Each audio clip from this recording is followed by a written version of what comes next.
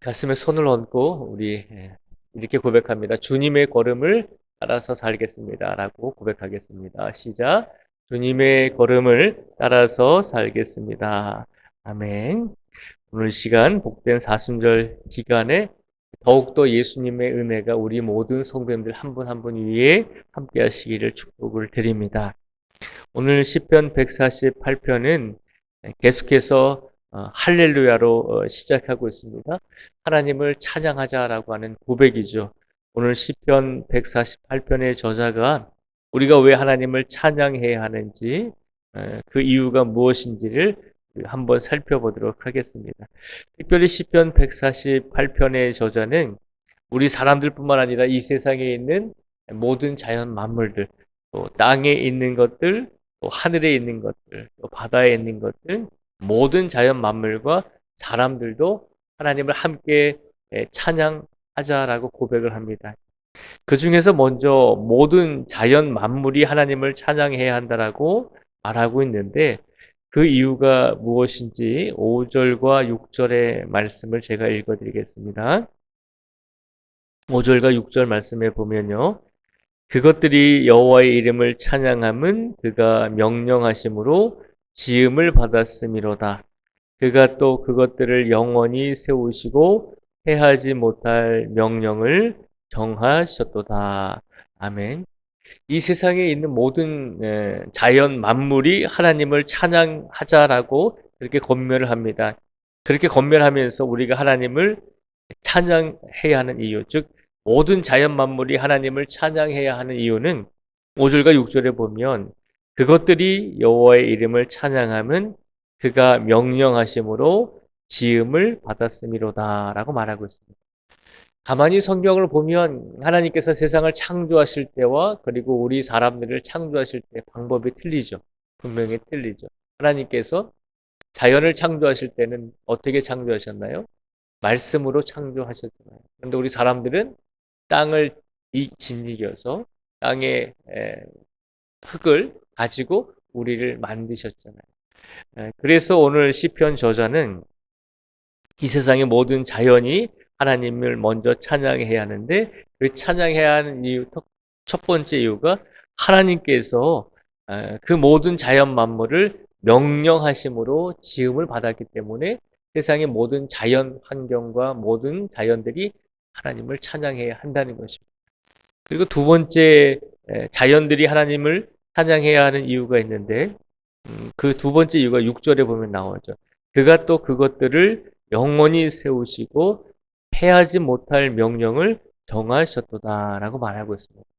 이 6절의 이 말씀은 하나님께서 모든 자연을 말씀으로 명령으로 창조하셨을 뿐만 아니라 그렇게 창조되어진 모든 자연들이 자기가 뭐 없어지고 싶다고 없어지고 그러나요? 그렇지 않잖아요. 모든 자연 만물이 하나님께서 말씀으로 세우셨지만 그 모든 자연 만물이 질서 있게 하나님께서 모든 자연의 세계가 돌아가게끔 만들어 놓으셨잖아요. 그래서 모든 자연들도 하나님을 찬양해야 하는 두 번째 이유는 하나님께서 그 모든 것들을 패하지 못할 명령을 내리시고 모든 자연 만물이 질서 있게 하나님의 계획대로 이루어지고 있기 때문에 하나님께서는 모든 자연 만물들까지도 하나님께 찬양해야 한다라고 오늘 시편 148편의 저자는 말씀을 하고 있는 것입니다. 세상의 모든 자연 만물이 하나님의 말씀으로 명령으로 창조되었고 그리고 그 모든 자연 만물이 각자의 위치에서 각자의 역할을 감당하도록 하나님께서 질서 있게 명령을 내렸으니 그 모든 자연 만물도 하나님의 손에 의해서 지음을 받고 관리되어지고 유지되어지고 있으니 하나님께 모든 자연들도 찬양해야 한다는 것입니다. 그리고 나서 오늘 시편 148편의 저자는 우리들도 하나님을 믿는 성도들도 하나님께 찬양하고 영광을 돌려야 한다고 말하고 있습니다. 그런데 우리가 하나님께 찬양과 영광을 돌려야 되는 이유는 14절 말씀에 보면 고백하고 있습니다.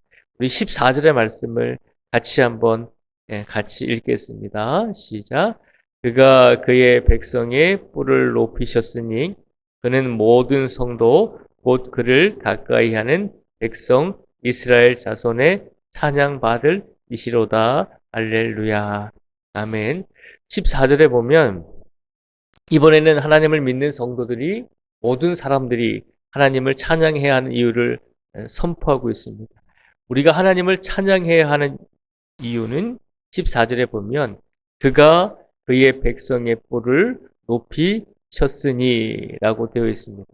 하나님께서 하나님을 믿고 의지하는 성도들의 뿔을 높이셨다는 것입니다. 뿔을 높이셨다는 것은 다른 말로 표현하면 우리를 구원해 주셨다는 것입니다.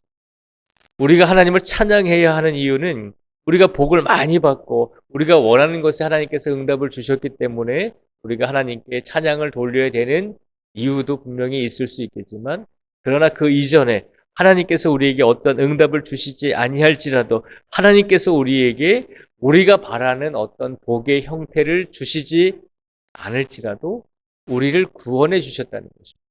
예수 그리스도를 이 땅에 보내주셔서 우리를 죽음에서 죄악에서 살지 않고 다시 하나님의 품에 돌아와서 구원받고 영생 얻을 수 있는 하나님의 귀한 자녀로 우리를 세워주시기 위해서 우리를 구원해 주셨다는 것이죠. 그 사실 한 가지만으로도 우리가 하나님을 찬양해야 한다는 것입니다.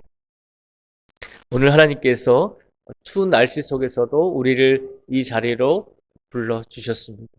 우리를 이 자리로 불러주신 이유는, 가장 큰 이유는 우리가 하나님께 무엇인가를 간구하고 기도하고 또 하나님께 울부짖으라고 우리를 불러주셨지만, 그러나 우리를 이 자리에 불러주신 가장 큰 이유는 우리가 하나님의 손으로 지음을 받고 또 우리가 예수 그리스도의 은혜로서 구원을 받고 영생을 얻은 귀한 존재이니 이 세상에 하나님의 말씀으로 창조되어진 모든 자연들과 그리고 하나님의 손에 의해서 만들어지고 구원받은 우리 성도들이 하나님을 찬양해야 한다는 것입니다.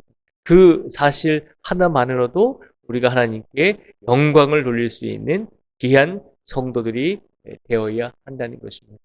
오늘도 복된 이 사순절 새벽 예배 시간에 하나님께 영광을 돌리시고 하나님께서 우리의 영혼을 구원해 주시고 하나님께서 우리의 인생을 주관하여 주시고 이끌어 가고 계시는 그 하나님의 은혜에 감사하며 오늘 이 시간 하루를 시작하면서 우리가 하나님께 온전하게 진심으로 찬양과 영광을 돌릴 수 있는 우리 모든 성도들이 되시기를 주님의 이름으로 축복을 드립니다. 기도하겠습니다.